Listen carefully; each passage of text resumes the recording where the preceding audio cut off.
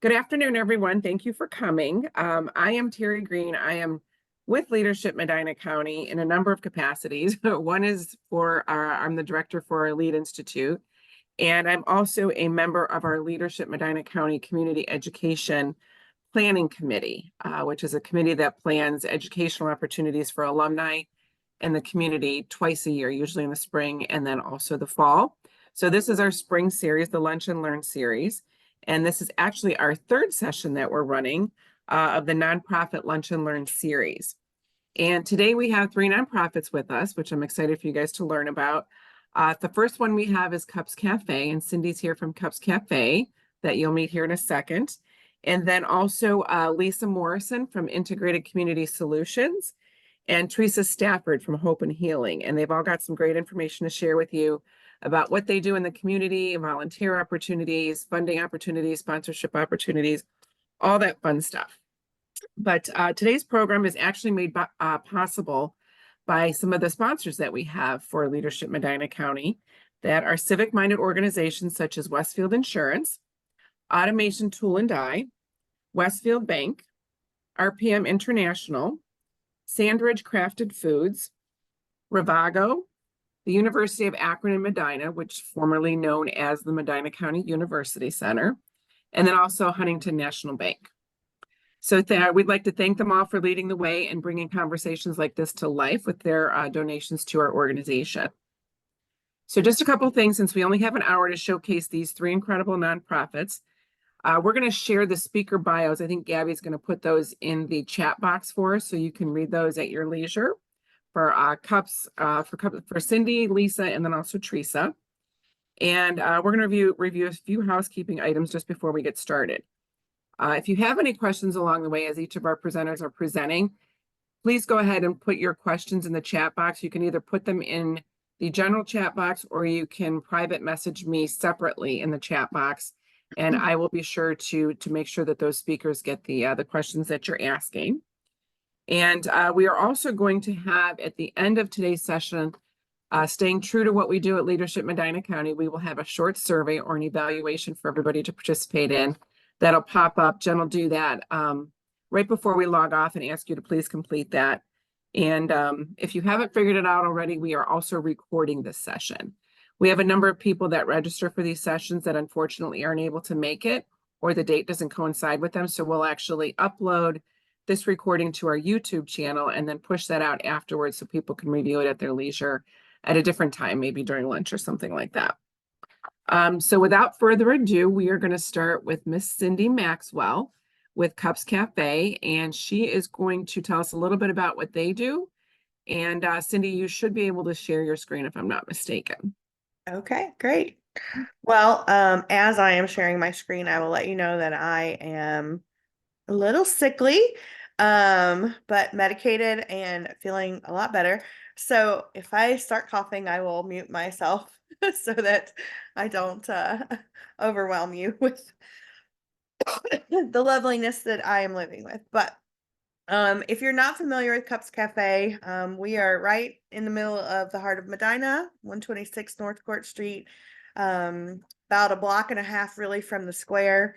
If you know where the public bathrooms are, you keep walking north and you'll find us in a red building. And if you're familiar with the newest coffee shop in town, The Grind, we're literally right next door. And in this picture, you can see their building. We're actually attached to each other. So it's pretty cool. But just to let you know what we do. So our mission is serving hope one cup at a time.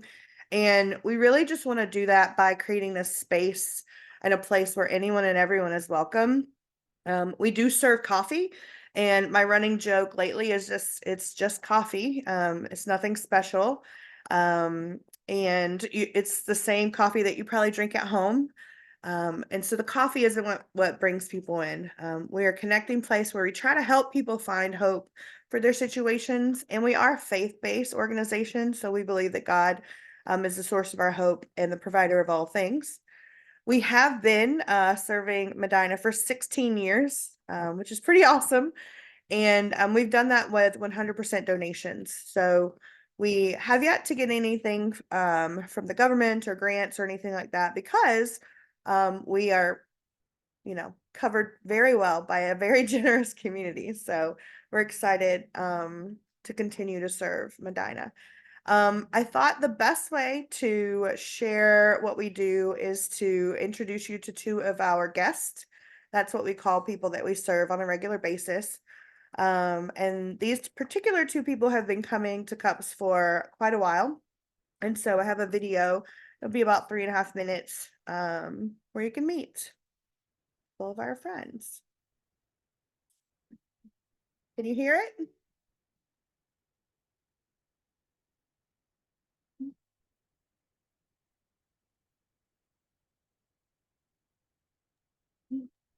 Can anybody hear that? No. Okay, yeah, want to pause that for a No, second? we can't hear it. Loud? Sure. Are you on mute, Cindy, by chance? Nope. Not on mute. I'm checking all my settings here real quick.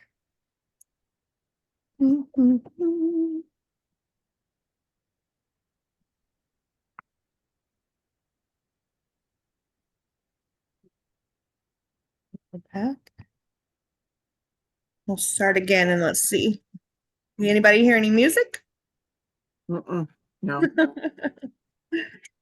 Right. Well, Food looks good though.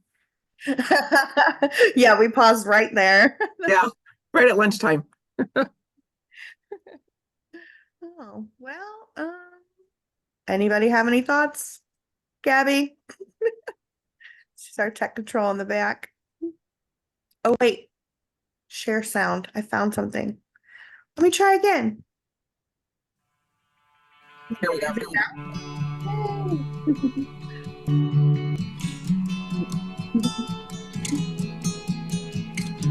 going to Cups for years, since I was a kid, honestly, since Garfield Elementary School. So I've been coming here for years and years and years. And I came just when my little brother grew up. Coming here, it definitely helps a lot because like keeps you out of trouble. And like during school and whatnot, and after school when you come here, you can just be chill.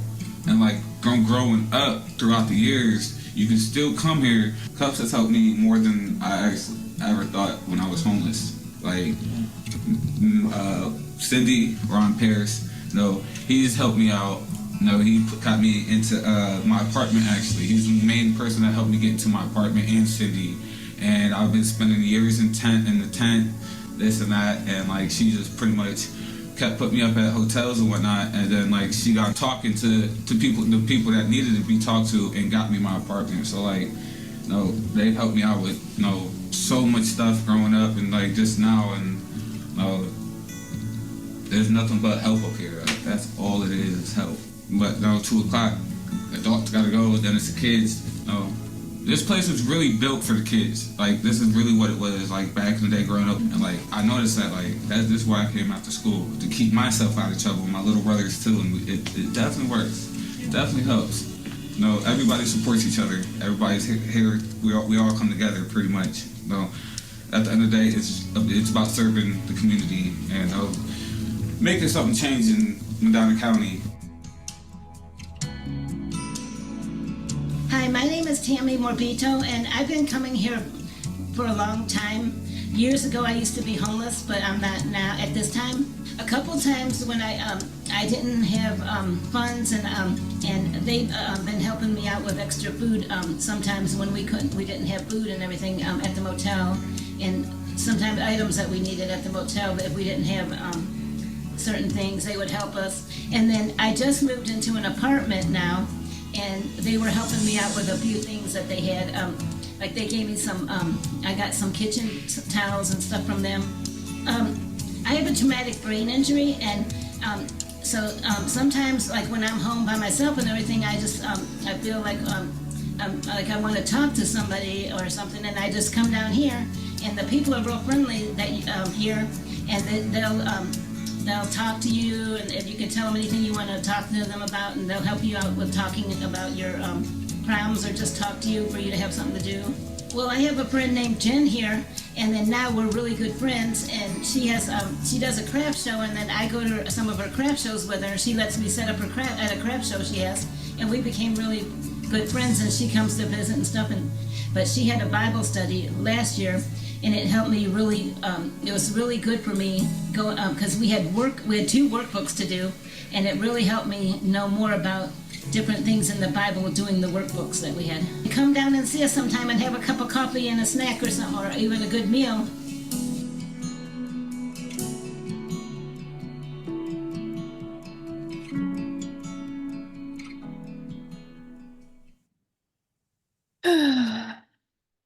I chose Wix Whoops, for sorry. my business. Now I got to get out of that. I'm going to pause sharing for a minute so I can switch my screen over. So as I'm doing that, yeah, they tell our story better than we can, usually ever. And it's just really awesome to be able to have them share their stories. Both of them were homeless and unsheltered for a really long time and worked through their different things. And so part of what we do is really to just try to make sure that we can share hope in whatever their situation is. Do you still see the YouTube or do you see my actual presentation now? We'll see in YouTube. Okay. Hold on a second.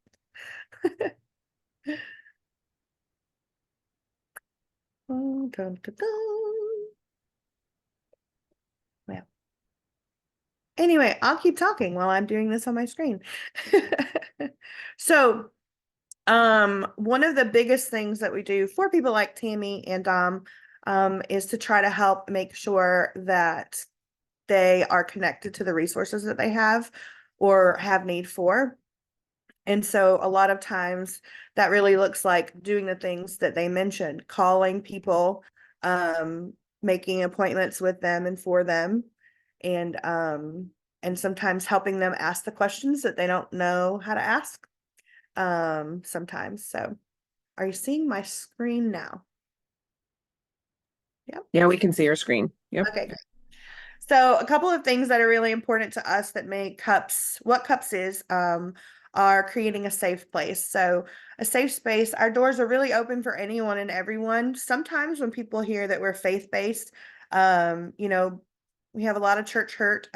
People who label themselves as Christians sometimes can be hurtful, and we know that. And so we strive really, really hard to create a space where literally anyone is welcome, where it's safe for anyone to enter, and our volunteers are all background checked annually, for that added safety net, because we serve very vulnerable people who are at risk of being taken advantage of, and we just never want that to happen.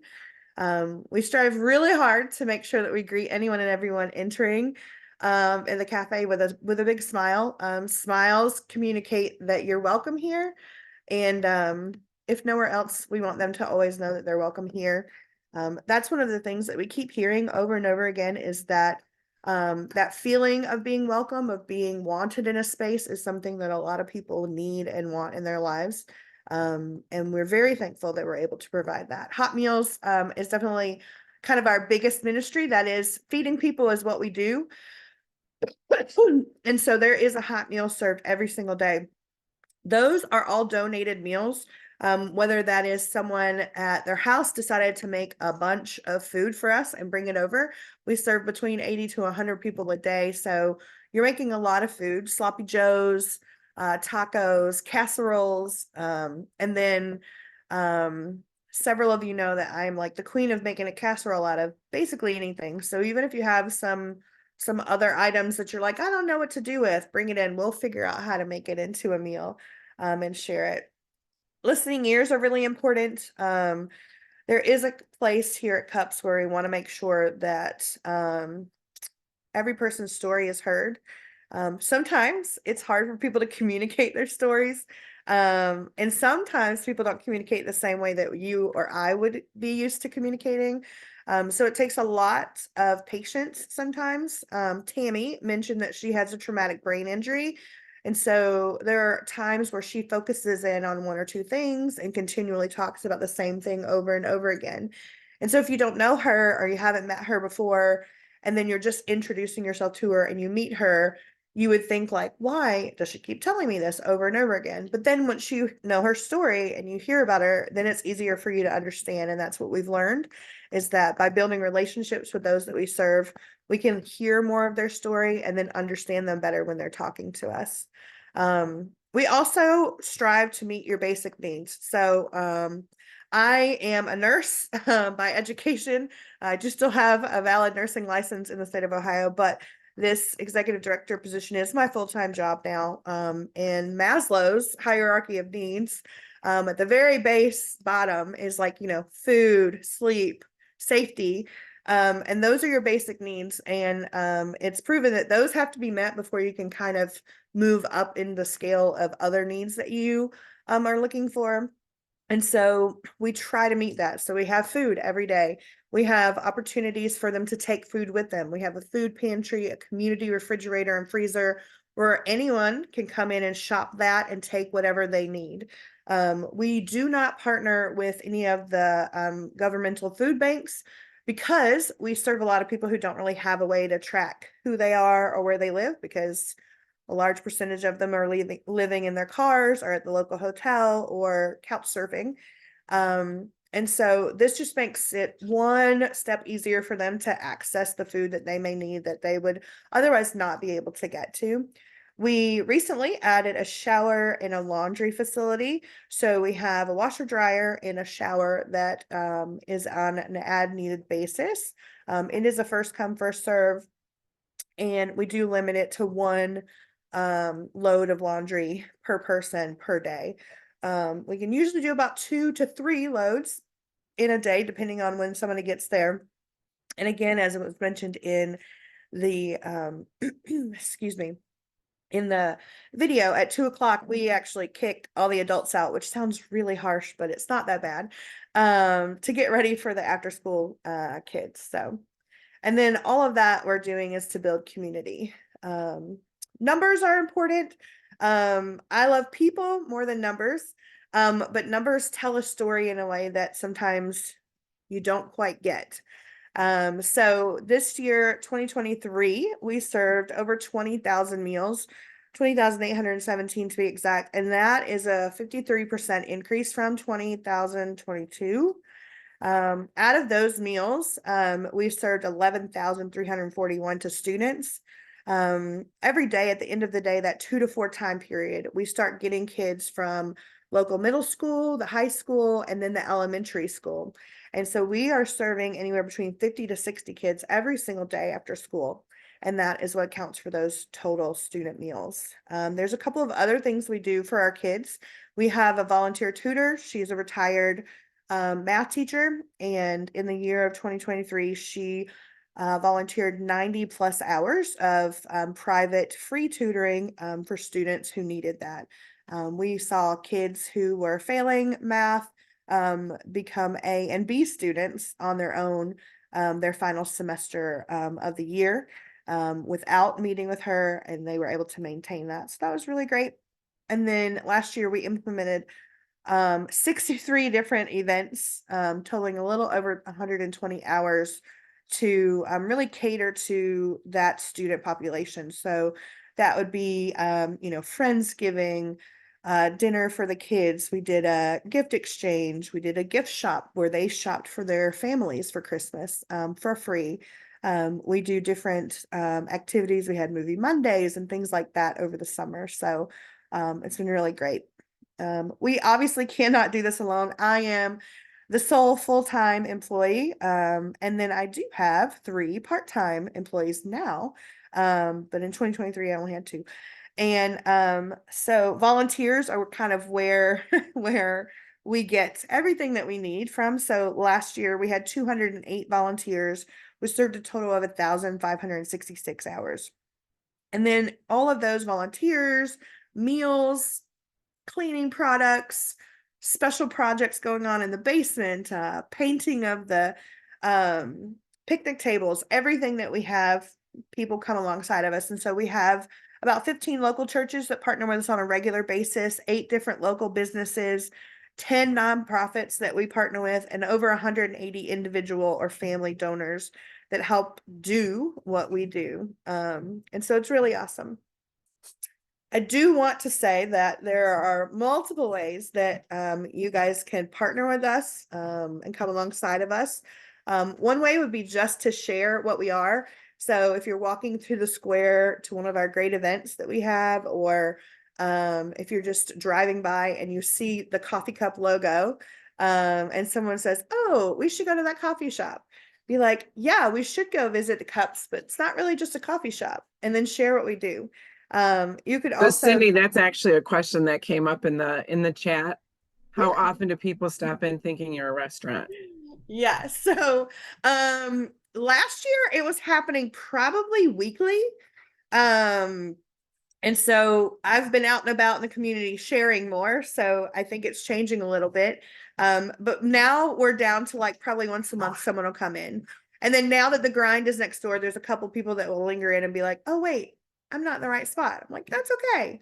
Stop here first and get some info on what we do and then go have coffee next door." So it does happen, and we just take it as an opportunity. We invite anyone and everyone. So even if you were going to lunch and you popped into the cafe, you are more than welcome to come and sit with us and eat with us. We do have people who take their lunch that work on the square, and they come in and they sit with us and meet some of our guests. And we have a donation box. So some people feel like, "Oh, I don't want to take the food." We always have plenty. If we don't, we wouldn't share it with you, I promise. And so that's a great opportunity to just invite people in. So great question. Serving in the cafe looks like a 2-hour time slot, Monday through Friday, 10 to 4, and Saturdays 11 to 1. We love students. So if you like kids, I do realize that not everyone likes kids as much as I do. It is loud and chaotic and kind of crazy, but if that's your thing, you can always sign up to help mentor or tutor or even help with activities during that 2 to 4 shift. We have a food pantry, like I mentioned, so you could set up a time if your thing is to organize stuff and you love organizing. I love that things get organized. So we have a few people that come in and will just organize our food pantry. It helps make sure that we have, the best food up and out and getting rid of the food that's going to expire soon so that we can keep everything kind of up to date. You could collect donations. So that means that you could grab a couple of your friends and be like, "Hey, we're going to collect toilet paper this month for Cindy at Cups."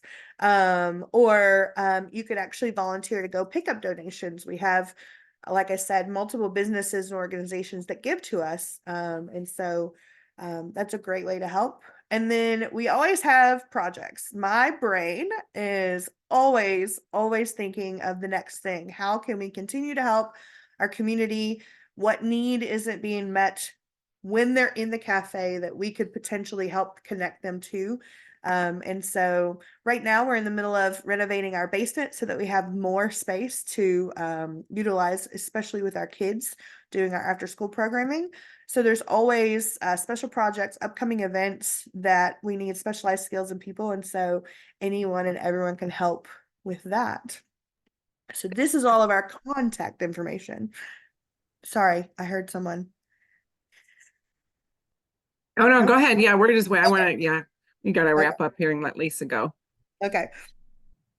So I'm the executive director. Heather Rupp is our executive financial officer. Maddie is our cafe and volunteer coordinator. And Sally is our newest member of the team, and she's our community outreach coordinator. So this is all of our contact information. If you're interested in volunteering, the volunteers at Cups Cafe is the best way to find out more information. If you have some thoughts or ideas about outreach, whether that's a program for kids or someone else that we serve in the cafe, outreach is the best. And if you have no idea where you should ask your question, send it to me. I'm okay. So yeah, that's us. That's Cups Cafe. And sorry, I think I did okay. That's okay. This is great, Cindy. There are a couple questions in the chat. Okay. So I'm going to just real quick go through these with you. Somebody had asked, will the closure of Garfield Elementary affect your after-school student population? Yes, it will.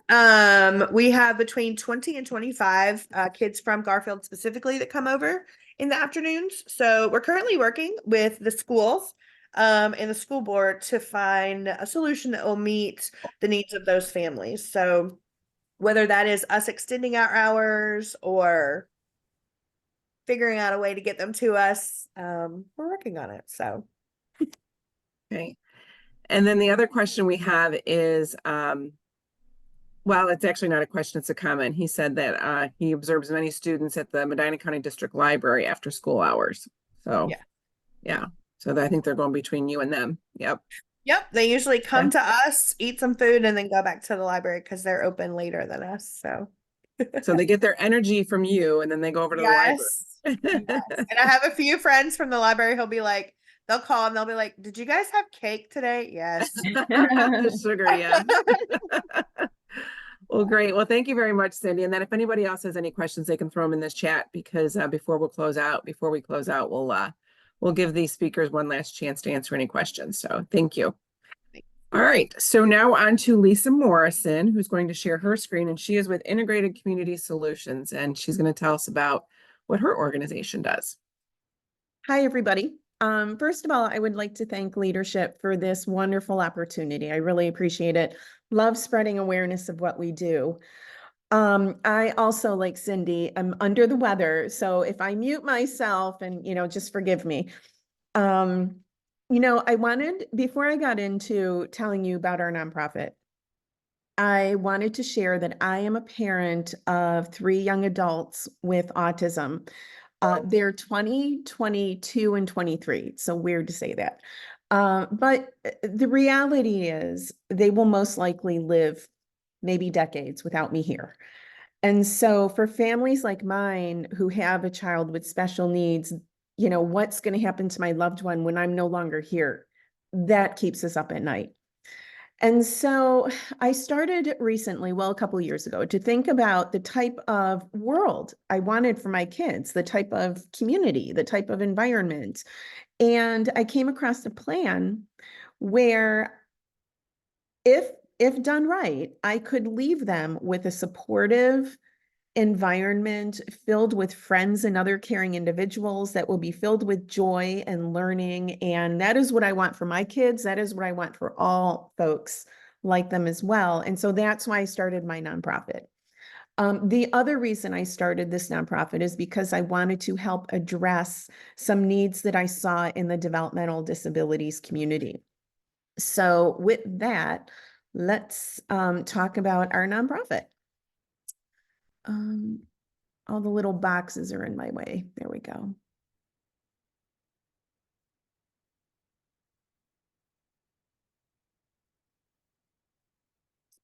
Okay, so our nonprofit, we've been around for a couple of years now, and we're called Integrated Community Solutions. And again, I'm trying to work on a solution for families like ours who are wondering, what's going to happen to my loved one when I'm no longer here. I want to, again, address problems that we see currently in the developmental disabilities community. Maybe not necessarily problems, but we like to help to address some needs that we see. Oh, there's my kids. So again, ages 20, 22, and 23. And so I began Integrated Community Solutions because I wanted to, first of all, increase social programming for folks with developmental disabilities. Being a parent of 3, I can tell you that we need more. We need more out there for our loved ones and our folks to do. I also wanted to increase educational and vocational programming, at least give more options to our individuals. And then also one of our biggest mission actually is to develop a residential community with safe, supportive homes where our loved ones can age in place, surrounded by friends and other caring individuals, where the community will offer permanence, security, joy every day. We are an all-volunteer organization. At least right now we are. As we grow, we will be able to and we'll need to hire people as staff to run the different factions of the organization. But for right now, we're all volunteer. Who do we serve? We serve children, teens, and adults who have developmental differences. Some of the folks that participate in our social groups, for example, might not have a specific diagnosis, but They have been the kid who went through school and struggled to have friends and was teased for being different. And, you know, we welcome folks, anyone, regardless of your ability or disability, you're welcome to join us. So, and recently we started our children's group. Initially, we just did teens and adults. And I kept getting phone calls from parents who are like, I've got a kid and they're 7 and they don't have any friends. And I swear it just tugged at my heartstrings because I remember very well those days. And so we ended up starting a children's group as well. And you know, it all brings joy. So, okay. So our biggest mission is that we are planning a safe, supportive, neurodiverse community that will offer the option of home ownership. Right now, that is a housing choice that we're missing in the developmental disabilities community. We don't have the option to live with our friends and also own our homes, which is really important to give people that choice because that will give them the option of building equity and a really important asset that might be useful in later life care. Like most of us on this call today, that's the choice we've made to purchase homes and build equity.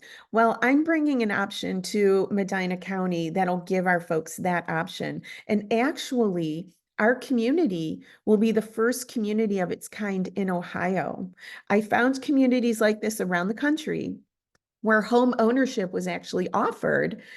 We don't have anything like this in Ohio. So we're bringing it to Ohio. And also our community is going to be neurodiverse, meaning people with and without developmental disabilities will live there. For example, I will live there. I will be the first unpaid community director until we can find someone and hire them. I have other families that want to build a duplex and live next door to their loved one. I have other families that are interested in living with their loved one until such a time they can back away and their loved one can have a little more independence. I also have, since we're going to be building 1 bedrooms, 2 bedrooms, or 3-bedroom homes, I have retired folks that are interested in buying a 1-bedroom home. They want to downsize. They are retired now. They have a lot of time to give back. They want to feel like they're part of something. So I have a few folks that are interested in moving in just to be a natural support in the community, which is really wonderful. This is kind of off topic, but there's a lot of data looking at the benefits of mixing these two marginalized communities, folks with disabilities, the elderly, and just having opportunities for them to be together. There's a lot of benefits there. So we are all for that. In our community, we will have a community center. We will have most likely a day program that will be designed to build independent living skills and will also give people an opportunity to get more involved in their community. We also hope to have vocational programs. We would like to have a building maintenance vocational program. Throughout the community, we would like to have a lawn and landscape vocational program. We hope to have a horticulture vocational program. So I'm getting like way ahead of myself. But those are the types of things that we're going to be doing in the community. The community center will be an asset for our folks, but it will also be an asset for the outer community, the greater community. We will have meeting spaces available. We'll have a full-size gymnasium that will be available for use. We will have a food service program where it will be open to the public. So there will be different amenities within this community center that absolutely will be an asset for the greater community. And we will have programs and outings running year round, kind of like what we do now.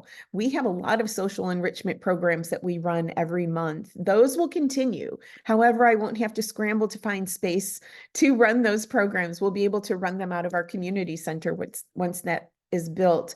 We will continue to do our community outings as we do now. Like right there, there's a picture of a hayride we went on. So I am always trying to think of events or opportunities for our individuals where we can get out, be integrated into the community and have fun. So that's what we're currently doing. So I mentioned our social programs. So this is just a few of the things that we've done already. Walk and Roll was the very first group we started with, and that was simply like just a walking group that we went to the different park settings, the different Medina County parks or Medina City parks. We would meet and we would experience the park together, and then we'd hang out and have a snack. That was the very first thing we did. And then everything grew from there. So with our social groups, I have some wonderful volunteers. I have a team of about 10 volunteers that have given countless hours since we've started volunteering of their time. For example, we have a yoga group, and our Special Olympics track coach is the person that comes in and has a yoga session with our folks. We have volunteers for our art group. Our art group is our most popular group that we offer. I have 3 different local artists that will come in and teach a canvas painting. I mean, this is a pretty serious project that we run people through every art group, and folks really appreciate the challenge. They really appreciate the skills that they're learning. So yeah, those are some of the social groups that we have already offered and we continue to offer. Other ICS programs. So I'm very interested in helping people develop independent living skills. So this past year, we partnered with the OSU Extension Office. We had a cooking class. We had a Money 101 or financial management class. We partnered with Everything Outdoor to have a personal safety class. And these independent living skills events are very well attended, which really shows us how interested people are in participating in groups that will help them grow their skills so that they can live independently. I do like to have at least quarterly informational workshops for our families. We'd like to have more if we have time to set things up, but we've had informational workshops on guardianship, on Medicare and Medicaid. We've had informational workshops on waivers, which is a tool that is provided through Medicaid. It flows through our local county board of developmental disabilities, and it helps our people get some of their needs met. They receive some of the things that they need to live a successful, happy life. It pays for their day programming. It helps them with care provider support, to name a couple of things that the waivers do. I am always looking for volunteer opportunities for our folks. Our folks are usually the people in society who are requiring assistance for one reason or another. But when I find them volunteer opportunities, it gives them an opportunity to be the helper. Like, for example, we served lunch to the Amazing Race teams. Now, a couple of years in a row, we've done that. That's been very successful. We're currently working with the Office of Older Adults to be volunteer shoppers for seniors who can't leave their home to do their shopping, their grocery shopping. And that's been a huge success. I've actually found a care provider agency that also wants to work on this with us. So yeah, hugely successful.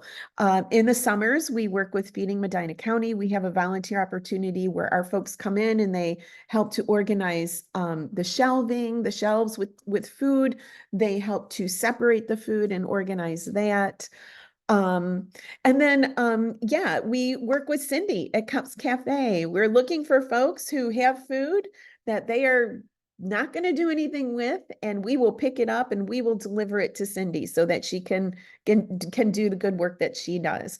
So we are always looking for more volunteer opportunities where we can be the helper. So, if you have something in mind, you just call me. So in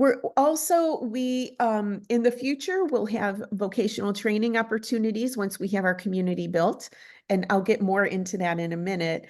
And also we will have employment opportunities for folks. We'll have an information desk, for example, at our community center, and we'll need people to work there. So we will have employment opportunities for our folks within our community. So this is our rendering of our community. It's a concept plan. Depending on the size of the land that we find, this might change.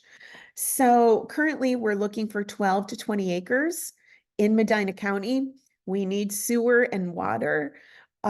We have a couple of parcels that are currently under consideration, which is really exciting.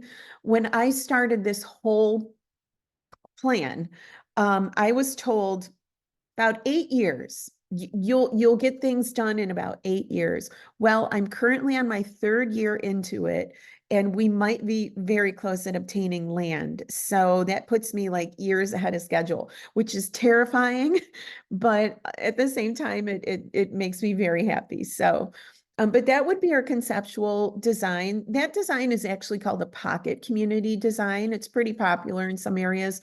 It's where the homes all face inward.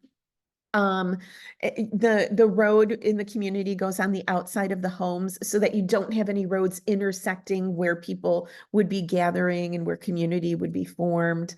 Our community center would be right at the head of the community. We'll have a horticulture program that will run in the community as well. If you've ever seen a special called Hearts of Glass, or if you've not seen it, go ahead and watch it. It's amazing. It's about a horticulture program that was started in Jackson Hole, Wyoming. I want to do it. It's all about vertical gardening. So that's what we're going to bring that to Medina as well. So there's our plan with our 1, 2, and 3 bedroom homes. Our nonprofit will own some of those homes throughout the community, and then the other homes will be privately owned by the residents who live there.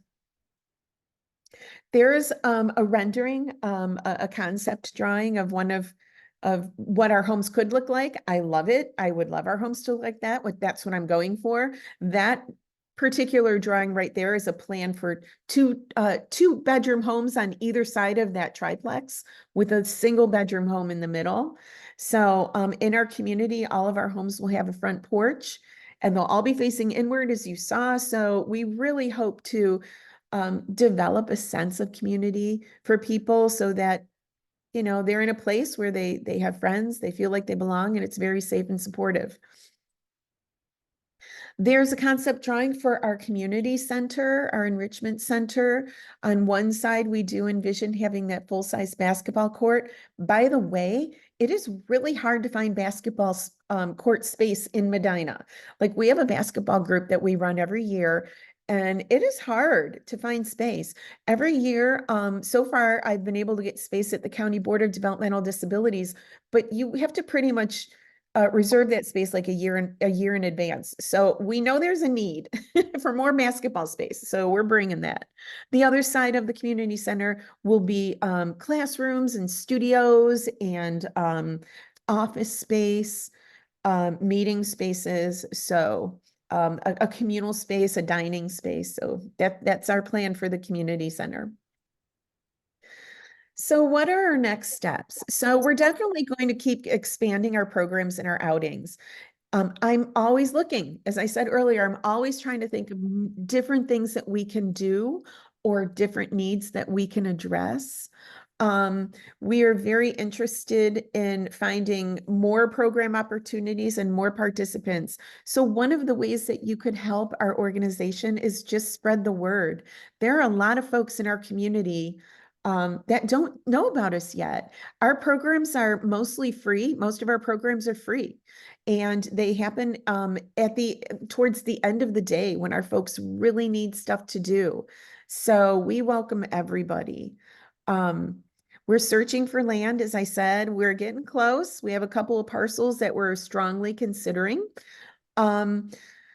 I continue to try and build awareness of our organization through presentations such as this. So again, thank you, leadership. I really love this opportunity. I'm very grateful. We're having a fundraiser breakfast that is going to happen on May 3rd, and it will be at Williams on the Lake. It'll be at 7:30 in the morning. Actually, I'm working on the flyer right now, so that will be our flyer. I still have to put a QR code in there for registration, but I would love it. You know, I would love it if you could join us. We will talk more about our organization. We'll have other people talk about the organization and how it's helped them and what it's meant to them. It's going to be a really good time, and I would love to see everybody there. Other ways that you could help our organization. we're very grateful for anyone who has already given of their time, talent, or treasure. Just if you think you can help me in any way, I want to speak with you. I am very open to speaking with you. We can always look for more volunteer opportunities. We are always looking for people to spread awareness so that more folks can find us and we can help them. And certainly we have this fundraiser coming up. So if you want to talk to me about any way you can help with the fundraiser, I would really, really love to talk to you. But that's it. Hopefully I didn't take too much time, Terry.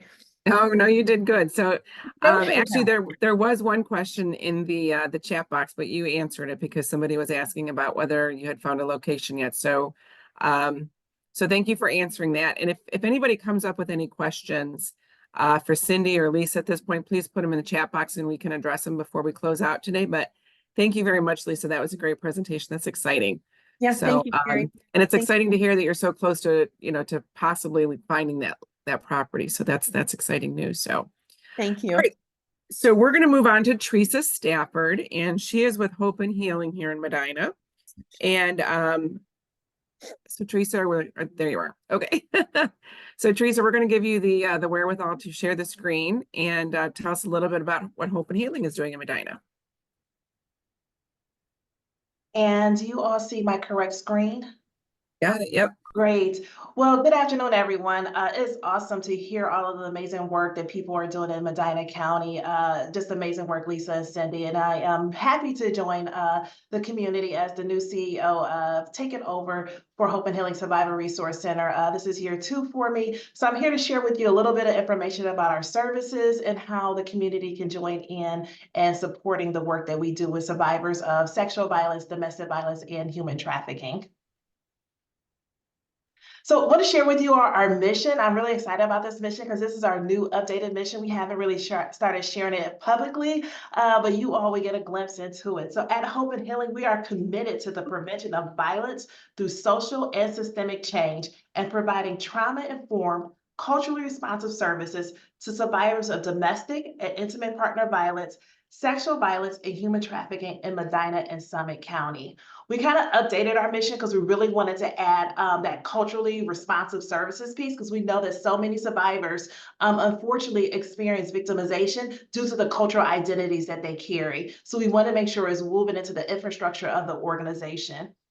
Our new vision is eradication of domestic and intimate partner violence, sexual violence, and human trafficking to foster safer and more compassionate communities. We do strongly believe that all of these victimizations are preventable, and the more we educate and respond appropriately to these victimizations, we're able to hopefully mitigate and minimize the impact on the community. So just want to share with you all some of our strategic priorities that we have under our strategic plan for 2024 to 2026. Before I do that, though, I am excited. Well, I don't know if excited is the right word to use because it's never excited to say that somebody's in shelter. But as many of you know, that our shelter in Medina County was under renovation for several years.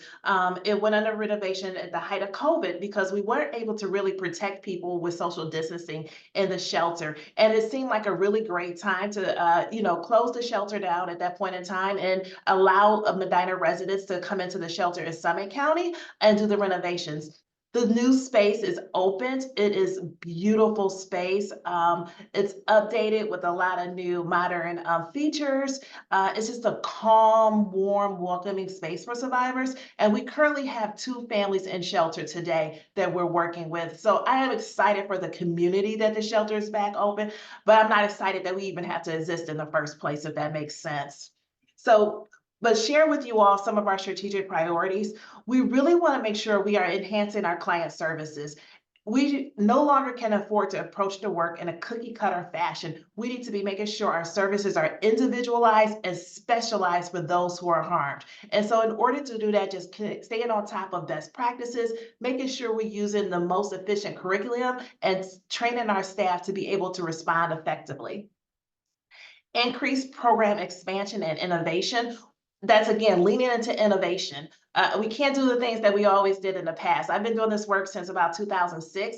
And the way I started doing the work, trust and believe, we're not doing it that way today. So we must be innovative and be creative in how we engage survivors, not only getting them engaged, but keeping them engaged in the process. strengthen our staff engagement and development, we need to be our best. You know, saying we're one of the largest domestic violence programs in the state of Ohio, that does nothing for survivors, but saying that we are providing the best services does a lot for survivors in the community. So we are really big on making sure our staff have the tools that they need to be most successful. We implemented something as simple as First Friday trainings. So every first Friday of the month, our staff are receiving training on some type of topic that's directly related to the populations that we serve. We invite outside people to come in and provide those trainings. And then we look at our staff to say, hey, what's some information that you found useful that has helped you in how you engage with survivors that you would want to share with your peers across the organization? It has really been really helpful for us to being able to make sure our staff are developing in the fashion that they need to. Increase in community outreach. We were able to bring back our community outreach team last year. When we saw that team come back, we saw an increase in the number of survivors accessing our services. It is so crucial for us to be out in the community and making sure that everyone knows that we exist, about the services that we provide, and how to access those services. Something else that we're focusing on is really increasing our organizational efficiency and collaboration. We need to make sure that our staff have the best tools, the database systems, and everything to be efficient so that the time is focused on doing the work and not trying to translate the work into reports and everything. The other thing is collaboration. You know, Lisa, you just talked about how you're collaborating with Cindy with CUPS to make sure that they have access to food pantries and everything. That's one of the things we're looking to, is identifying organizations in Medina County that we can collaborate with. We can't do this work alone. So we really want to connect with more of the organizations, get out there and build these networks. So if Cindy identifies a survivor that comes through her door, Cindy would know where to refer that survivor to, or we could just come out there and meet that person there. So that's that high level collaboration that we want to engage in. Emphasizing diversity, equity, and inclusion. That is so important for us because we want to make sure that we're creating spaces where people see themselves in. And one of the things that you notice, we used to, our name, the Battered Women's Shelter, we're leaning into the name Hope and Healing Survivor Resource Center because the Battered Women's Shelter isn't inclusive. It's an antiquated name. It's not inclusive because we serve men and we serve people with all different gender identities and backgrounds. So we want to make sure we have that space where people see themselves in our work. Every nonprofit is really probably trying to ensure financial stability at this time so we can stay afloat. We hosted our first ever fundraiser in Medina last year. It was a very successful fundraiser at the Blue Heron, and it was really great to be able to be in the community, because sometimes people see us only a Summit County agency because we are in Summit County and Medina. We want to be more in the community going forward. And then managing our reputation and competitors. We want to make sure that we are putting the best foot forward. You know, being closed for several years, that didn't help our reputation in Medina. That didn't help us at all. So really getting back out there, building the relationships and building trusting reciprocal relationships is something that we're focused on. I'm not going to go too deep into these slides just because I'm looking at the time and I want to make sure I can dive a little bit deeper into the services that we provide. But these next couple of slides really just highlight the victimizations that we respond to when we're talking about intimate partner violence. We know that 1 in 4 women and 1 in 7 men will experience some form of intimate partner violence in their lifetime. And so when we look at intimate partner violence, it could be physical violence, it could be sexual violence, it could be financial violence, emotional. So there's different layers of the abuse that we respond to. We also know that 1 in 10 teens will experience some form of domestic violence. So we're in the schools in Medina working and talking with young folks about healthy relationships so they can engage in those healthy relationships and kind of know the red flags for when possibly, you know, the relationship might not be healthy. How to be an active bystander and interrupt bad behavior they see it. So Cindy, when you were talking, I was like, oh my gosh, we could be out at CUPS in the afternoon, just sitting there having conversation with the young folks that you have. You have a captivated audience. There's an opportunity for us to partner right there. So I'm really excited that I was able to be on here as a participant and listening as well today. And then sexual violence. We know about 1 in 6 women and 1 in 33 men will experience some form of sexual violence, and 1 in 4 girls and 1 in 53 boys. I will just say this, when I look at these statistics and doing the work as long as I have, when I see the numbers for the men, it always kind of cringe when I say the numbers out loud because I don't believe these are true representations of the number of men that are being sexually assaulted, especially when we're talking about our young boys. We know that sexual violence is one of the most underreported crimes in the country. And that shame and stigma that we talk about that women survivors experience, sometimes it is increased for men due to some of the social norms we have in our society. So we really need to create spaces where we're able to allow men and young boys to be able to disclose so we can help them with the services that we provide as well. I always like to pause on that one just a little bit. We also work with human trafficking survivors. So this is typically the use of force, fraud, or coercion to compel a person into commercial sex or labor acts. And so we work both with individuals who experience sex trafficking and labor trafficking. We're part of the Regional Human Trafficking Task Force, where we work alongside law enforcement if they're doing human trafficking stings to be able to work with those survivors that they identify. Medina, I think, did a sting last fall, winter time last year, and we was right alongside the Sheriff's Department working with them and helping those survivors access some of the services that we have. So what are the services? We have our 24-hour hotline, which is 330-374-1111. Individuals can call that hotline to have crisis intervention. Maybe they wake up in the middle of the night because they had a bad dream and they want to talk to someone about the dream that they just had. The hotline is there for them. Maybe it's a person that's saying their friend just disclosed to them and they don't know how to support their friend through that process. They can call the hotline. So the hotline is for survivors, co-survivors, and professionals. And from the hotline, we're able to respond 24/7 to any police department or emergency room when a survivor presents there to have a forensic medical exam complete after a sexual assault or being identified as a survivor of human trafficking, or even after a physical violence situation. So we're there able to provide that advocacy, that support, help them understand the options that they have with moving forward. And if they need to get into shelter, we can bring them into the shelter. We have our clinical services. So we have a full clinical team that provides free, let me just say this, all of our services are free and no charge to survivors who are accessing the services. So our clinical team can provide up to a year's worth of counseling services for individuals. They use different modalities for counseling, and we have various support groups as well for folks. And so our support groups actually can take place at the shelter inside our office space in Medina. But however, one of the things that we're starting to do more of is actually be out in the community, because we know every survivor may not come through our door because of the shame and stigma attached to it, or they may not have access due to the location of our building. So we're looking for our community partners to identify spaces that we can partner with them to say, hey, can we do a support group here once a month? And that way people may have more access to the services. Our court and legal advocacy, we support survivors through the entire criminal justice system process. So that's working with law enforcement. If the case goes forward into indictment, working with the prosecutor's office, if they need a protection order, if they have to go to a custody hearing. So anything within the criminal justice system or the other legal systems, we can have somebody support them through that process. Our community-based case management is really important. One of the things we want to do is work with survivors before they need the shelter services. So shelter should be a last option. If we're able to work with people to move into safer spaces before shelter, that can cut down on the spaces that will allow us to have more space for people in the shelter. Supportive housing, we do have some housing programs. However, currently the housing programs with the HUD funds that we receive don't allow us to house people in Summit County. We work with Ohio Domestic Violence Network, which has the Balance of State grant called the REACH grant, and we're able to help survivors in Medina access that program when it's available. And again, the prevention education, I kind of talked about that just a little bit, where we're in the schools, out in the community, providing that prevention education to folks at outreach. We go to churches, community groups, Boy Scouts, Girl Scouts, anywhere that people are congregated, we love to go in and speak to them about our services and about how we can have healthier communities.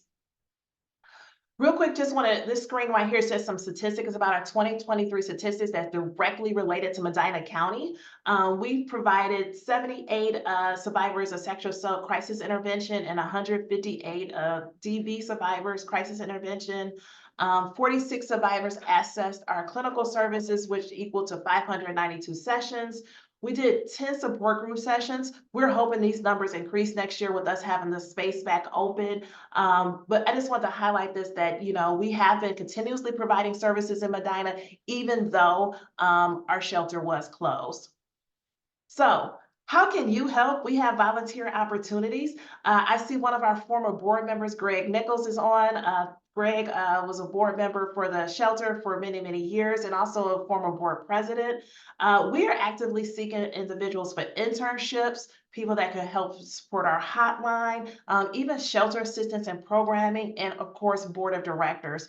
One of the things I am really interested in is having more representation on our board from Medina residents. So if you know folks that, you know, might be interested in supporting an organization that supports survivors of domestic violence, sexual violence, and human trafficking, please send them our way. If you're interested in volunteering in any forms, Delaney's information is on the screen.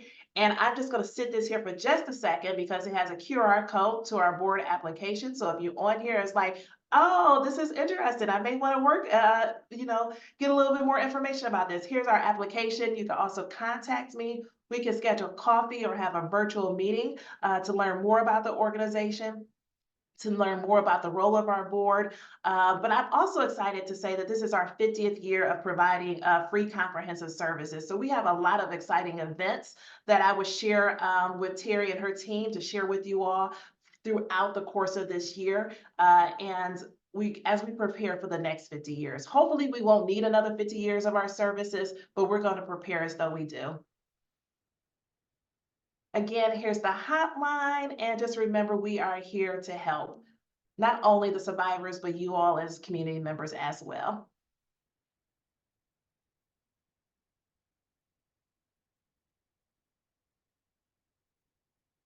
Terry, you're muted. Oh, thank you. No, Teresa, thank you. It was funny. We had one question in the chat box wanting to know if you needed volunteers for the crisis hotline. So you hit that one. And I will tell you that you're probably going to be hearing from Lisa. So she's answered your call for collaboration. So thank you, ladies, so much. This is all such great stuff that's going on in Medina County. And I'm with you there, Teresa. It's unfortunate that we have to have the services that you offer, but it's great that we do have them for the people who need them. So congratulations on your 50 years. And it looks like you've got a meeting to get to. There was something that popped up there about the 50th anniversary. So thank you all, ladies, so much for everything, for joining us today and sharing this great information. Jen, I think she is going to pop up a poll. She's going to launch a poll for us. So those of you who are still on, if you wouldn't mind taking a minute to answer these few questions, to let us know what you thought of today's Lunch and Learn session.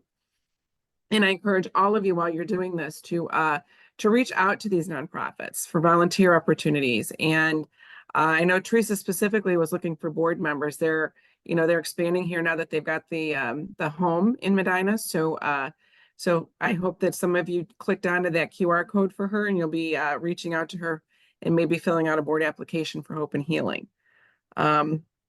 So as we're wrapping this up, I want to thank Cindy and Lisa and Teresa for taking the time to share this information with us. And our next Lunch and Learn series is going to be held on March 6th at noon to 1 o'clock. And we'll be showcasing Denise Walsh from Woven with Promise, the Children's Center of Medina County, and then also Maggie's Mission. So those of you who are animal advocates, Maggie's Mission is going to talk about what she does as well. And you'll be able to join that Zoom call on the same link that we used today for the March 6th session as well. So thank you all for joining us today. And I don't know, Jen, are you good with this, with the poll?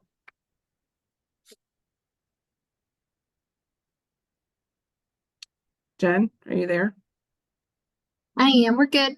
Okay. All right. Well, thank you, everybody. Thanks, ladies. And we will see you on March 6th. Thank you. Thank you. Bye.